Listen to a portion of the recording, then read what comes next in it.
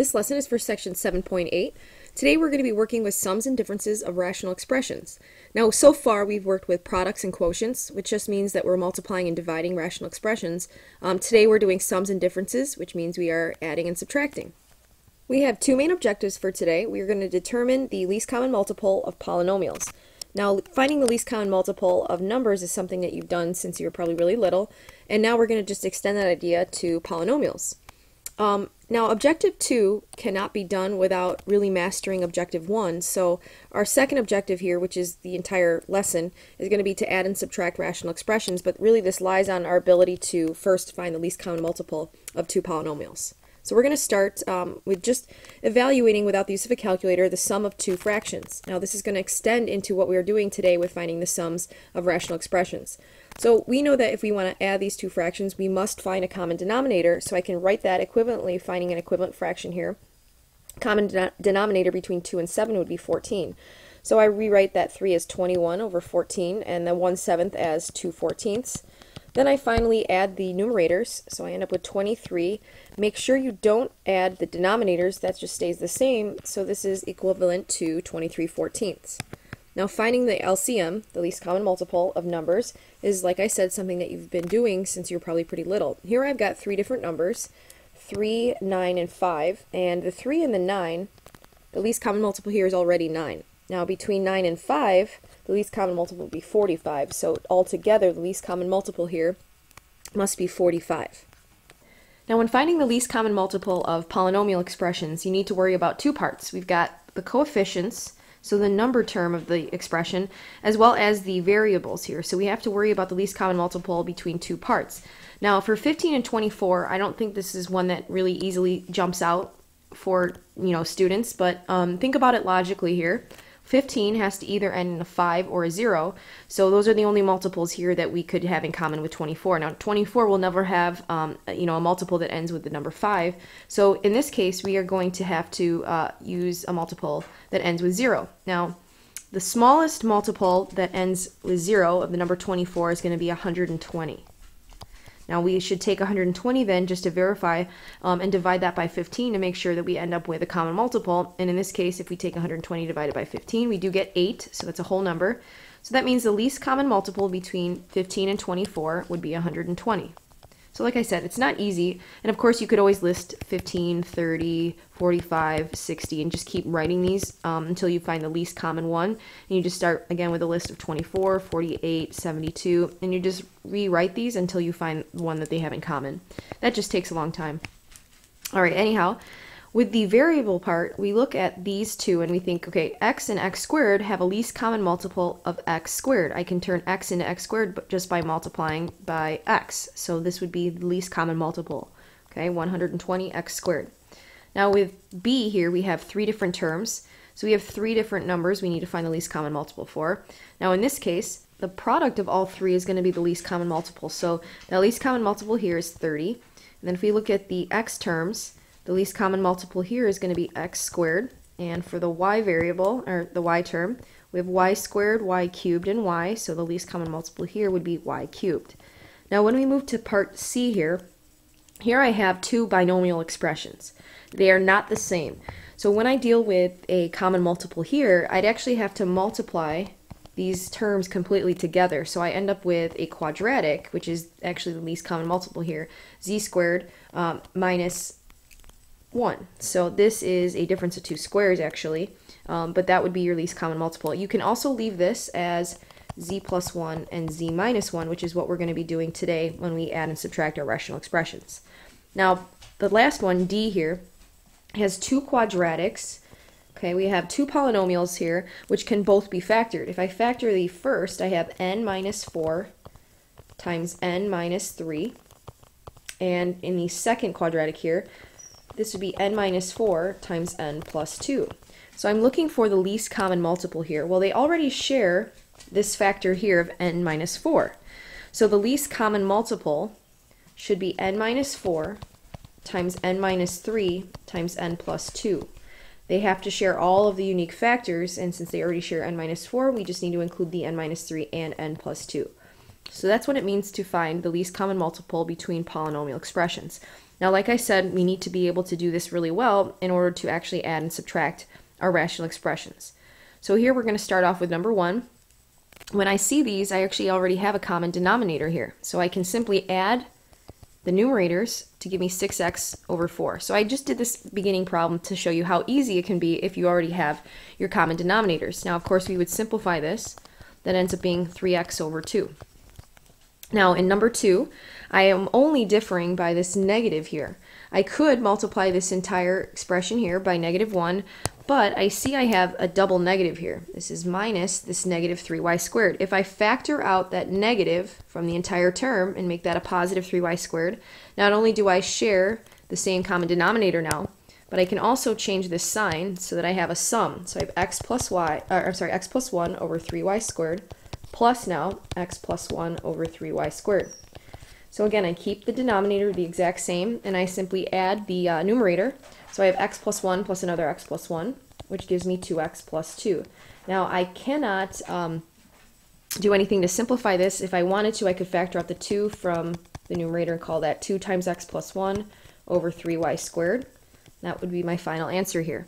So you can see that you have 2 times x plus 1 since you're adding x plus 1 twice. Now, example 3 is different than the first two problems because here we actually have to find a least common denominator. Remember, to do that, we need to find the least common multiple between 5x squared and 10x. Now, that least common multiple would be 10x squared. So here, in the first expression, I am differing by 5x squared and 10x squared by a factor of 2. So what I need to do to create an equivalent expression is to change that 5x squared into 10x squared by multiplying by 2. Remember, you can't just multiply by 2 in the denominator, you need to do that in the numerator as well. So we're really multiplying by 2 over 2, which is just equal to 1, so we're not really changing the problem at all. So now I have in the numerator 6 over 10x squared. So this is equivalent, 3 over 5x squared is equivalent to 6 over 10x squared. Now I need to do that same exact idea here in the second expression so that I have the same common denominator. And here, if I want to get a common denominator of 10x squared, I would have to multiply by x in the denominator. I need to make sure I do that in the numerator as well, so I'm multiplying by 1 because x over x is equal to 1, but that will allow me to write an equivalent fraction here of 7x over 10x squared. Now, when I add the numerators, these are not like terms, so I have 7x plus 6 over 10x squared. This is the sum of my original two fractions here. In number 4, I'm looking for the least common multiple between 15y squared and 18xy so that I can create an equivalent fraction with a common denominator. So here, again, think about 15 and how it only ends, the multiples of 15 only end with 0 and 5, and you will find that your least common multiple between 15 and 18 is 90.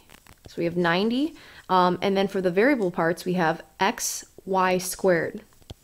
Okay, now our goal then is to turn 15y squared into 90xy squared. So in this case, we need to multiply 15y squared by at least a 6, so I can turn that into 90. I also need to multiply it by an x, so that I can turn that into 90xy squared. So in the numerator, I have to do the exact same thing. I need to multiply by 6x.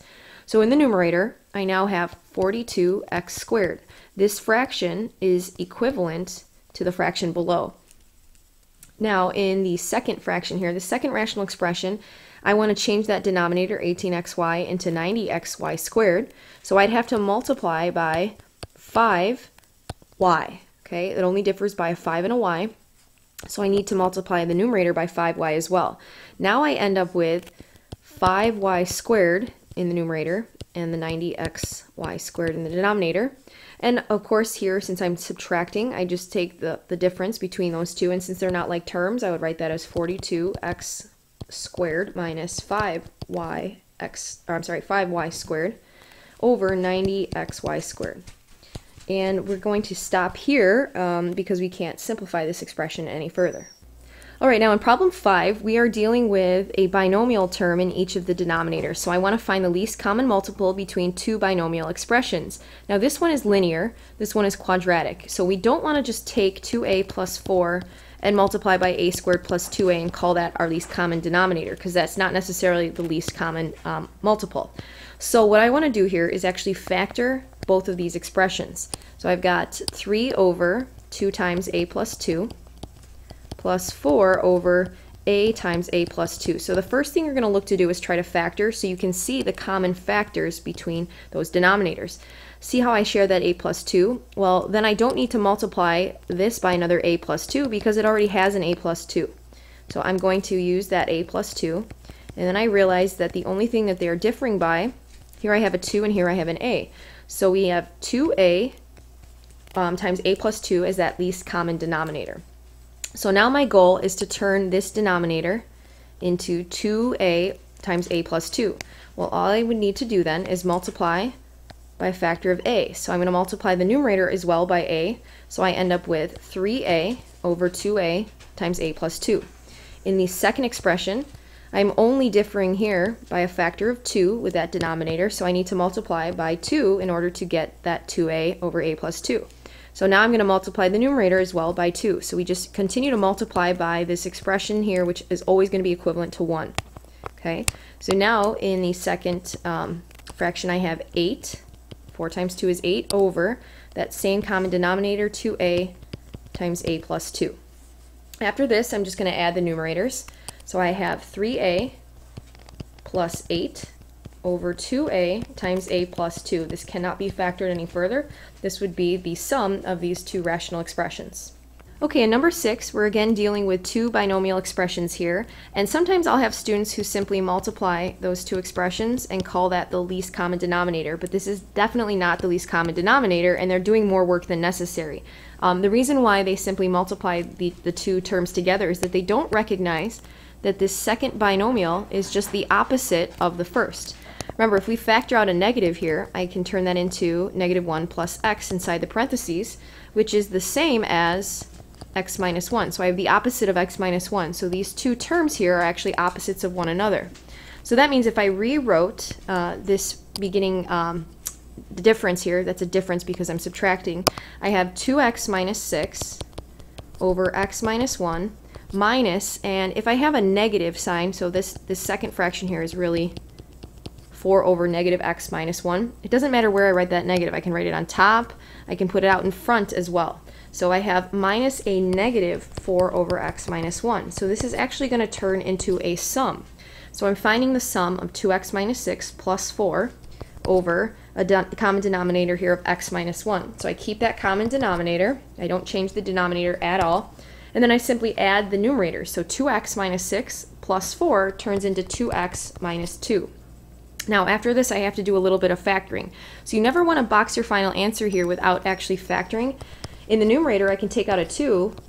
So now I have 2 times x minus 1 over x minus 1. Notice that these factors will cancel and I'm left with just 2. So the difference of these two rational expressions is simply 2. Alright, now number 7 has a very similar strategy as number 6 because here I recognize that 6 minus m is the opposite of m minus 6. So I can rewrite this expression here, that second expression, as 8 over the opposite of m minus 6. Now I'm going to take that negative sign, and remember you can put it in the numerator, you can put it in front of the fraction, you can keep it in the denominator, but if I put it in front of the numerator here, this turns into a difference. So really I'm finding the difference here. So 3m minus 26 minus 8, that gives me 3m minus 34 in the numerator over m minus 6. Now I can't factor the numerator at all, and that would be my final expression. Okay, in number 8, I'm finding the difference between two rational expressions. Now, of course, when you're finding the difference between two fractions, you need to find a common denominator. So that's what I'll do here. Now, we don't want to use y minus 2 times y squared minus 5y plus 6 as that common denominator. So you don't want to just take those two things and multiply them together because you're going to do a lot more work for yourself, and it's also not the least common denominator. The reason why you're going to do more work is because you'll have to multiply this numerator here by y squared minus 5y plus 6, and you'll have a trinomial multiplied by a binomial, which gives you a whole lot of terms and a lot more work than you need to do. So what we do in order to find that least common denominator is begin by factoring everything in the denominator. Now obviously y minus 2 is not factorable, so I have the first fraction, y plus 3 over y minus 2, will stay untouched, but this second fraction, I'm going to factor the denominator and call that y minus 2 times y minus 3. Now as you can see, they already share this same common factor of y minus 2, and they only differ by this y minus 3.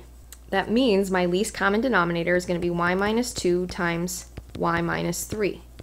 So really the only fraction that needs to be changed is the first one, since the second already has that common denominator. So I'm going to multiply by y minus 3 over y minus 3. Again, this is equal to 1.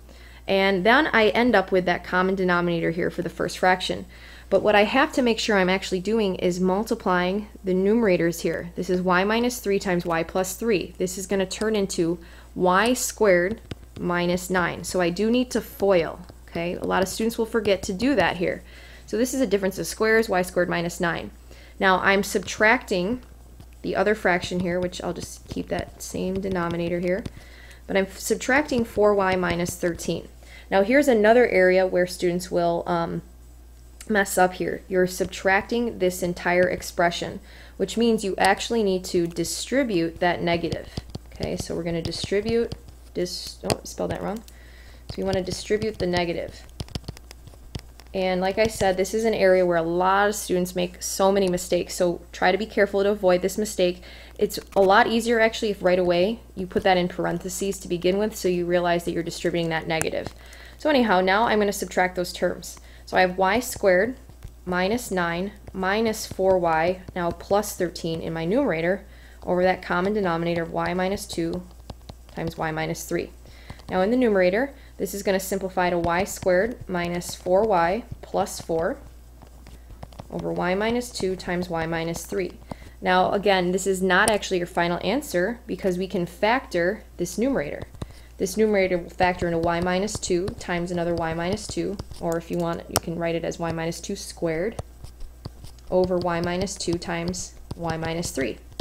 Now of course here we see a common factor, so I can cancel out one of those, and the denominator will disappear here, or the factor in the denominator will go away. So I have y minus 2 left in the numerator over y minus 3. This is the simplified expression here. Make sure you don't write that as 2/3. Remember, that's one of those rookie mistakes, but this is your final answer for the difference between these two beginning rational expressions. All right, number 9, I'm dealing with the sum of 3 different rational expressions. I want to find the least common denominator here between each of these terms. And here I will have students who want to just write x plus 1 times x minus 1 times x squared minus 1 as the least common denominator. So they don't do any work to factor first before they find that least common denominator, and then they end up doing more work than they need to. Here, if I factor that third expression, since both of these are not factorable, that third expression is actually x plus 1 times x minus 1. So as you can see, the least common denominator here has to be these two terms. So I need to just multiply the first rational expression by x minus 1 over x minus 1 to turn that denominator here into our least common denominator. So let me point out that this is the LCD. Now you can rewrite it as either x squared minus 1 or factored, doesn't matter. But in the second expression, I need to multiply that by x plus 1 over x plus 1. And obviously the third one remains untouched since it already has that LCD. So I'm going to now work on just algebraically here expressing this numerator as 2 times x minus 1 over my least common denominator. And the second fraction here will be 2 times x plus 1 over, here I'm just going to shorten it up a little bit because again these are equivalent. I can rewrite it either way. And then the last fraction I don't have to change. So now I will find the sums here of the numerators. So again, once the denominators are all the same, I just look at the numerators, I add those, and I'm pretty much finished. So here I need to simplify. I have 2x minus 2 plus 2x plus 2 plus 1 all over that common denominator of x squared minus 1. So here the 2x and 2x will simplify to 4x. These 2's will cancel, so I have 4x plus 1 in the numerator over x plus 1 times x minus 1. Now I factored it again here just so that in the end I look to see if I have any common factors in the numerator and denominator, and here I don't because 4x plus 1 is not factorable. So this here is the final expression. That is the sum of these 3 rational expressions. All right, last but not least, we have number 10, which is, I think, the hardest problem of the lesson. This is called a complex fraction. Now I'm going to show you 2 different methods for dealing with this complex fraction. You can pick which one you want to use, obviously, but I would probably focus on just one and make sure you're really good at it and that you really understand how to use it. All right, so let's start with our first method here, which is going to be consistent with what we did with quotients.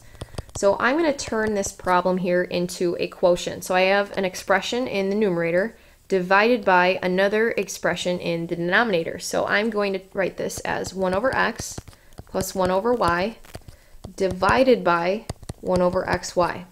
Now I know that dividing by a fraction is the same as multiplying by the reciprocal of this term, so I'm going to change that into a multiplication problem. So I write that as multiplied by xy over 1.